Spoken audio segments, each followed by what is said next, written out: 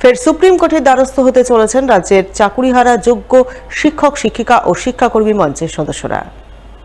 যার অঙ্গ হিসেবে যোগ্য শিক্ষক শিক্ষিকা ও শিক্ষাকর্মীরা মিলে রিভিউ পিটিশন করতে চলেছেন সুপ্রিম কোর্টে।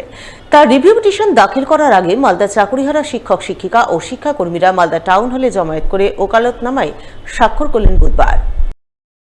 আমাদের মালদা যোগ্য শিক্ষকদের অধিকার মঞ্চ যেটা রয়েছে, তো সেই মঞ্চ থেকে যারা যোগ্য শিক্ষকরা রয়েছে, যোগ্য শিক্ষকদের যে নেক্সট যে রিভিউটা আমরা করতে চলেছি, সেই রিভিউর জন্য ওকালতনামা সাইন করাতে হয়। সেই ওকালতনামা সাইনের কাজটাই আমরা এখানে করছি। মালদা জেলা থেকে 600 মতো টিচার রয়েছেন 11, 12 এবং 9, 10 মিলিয়ে।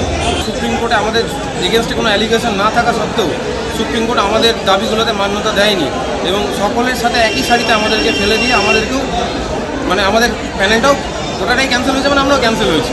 আমাদের সম্ভবত মে মাসের ফার্স্ট বা সেকেন্ড উইকে আমরা সুপ্রিম কোর্টের কাছে এই রিভিউটা জমা করতে চলেছি।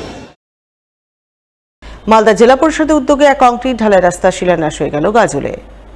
বুধবার গাজল ব্লকের সলাইডাঙ্গা অঞ্চলের বেসিক স্কুল মোড় থেকে বাস্তুপি গ্রাম পর্যন্ত প্রায় 350 মিটার রাস্তার কাজে শিলান্যাস হয়। নারকেল ফাটিয়ে কাজের আনুষ্ঠানিক শিলান্যাস করলেন মালদা জেলা পরিষদের সদস্য সাগরিকা সরকার। তিনি জানান, গাজল ব্লকের সলাইডাঙ্গা অঞ্চলের বেসিক মোড় থেকে বাস্তুপি গ্রাম পর্যন্ত প্রায় 350 মিটার রাস্তা দীর্ঘদিন ধরে বেহাল অবস্থায় পড়েছিল। এলাকাবাসী তার কাছে এই রাস্তাটি পাকা করার দাবি জানিয়েছিলেন। সেই দাবিকে মান্যতা দিয়ে আজ জেলা পরিষদ থেকে প্রায় 10 লক্ষ টাকা বরাদ্দে রাস্তার কাজে শিলান্যাস করলেন। এই রাস্তা তৈরি হলে এলাকার সাধারণ মানুষ উপকৃত হবেন। মোড় থেকে আমাদের বাস্তবী প্রায় 350 মিটার এই রাস্তা কাজ হবে। আমি ধন্যবাদ জানাই আমাদের মাননীয় মুখ্যমন্ত্রী মমতা বন্দ্যোপাধ্যায় দিদিকে, যে দিদির অনুপ্রেরণায় আমরা জেলা পরিষদের প্রত্যেক সদস্যরা আমরা কাজ করতে পারছি। আমি ধন্যবাদ জানাই আমার এলাকাবাসী, তাদের দীর্ঘদিনের দাবি ছিল যে এই রাস্তাটি করতে, কারণ এখানে প্রচুর পরিমাণে গাড়ি যায়, কারণ গাজল কৃষি প্রধান এলাকা।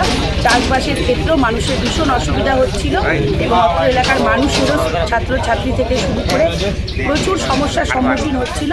আগামীতে যাতে এই সমস্যা না হয় তার জন্যই আমার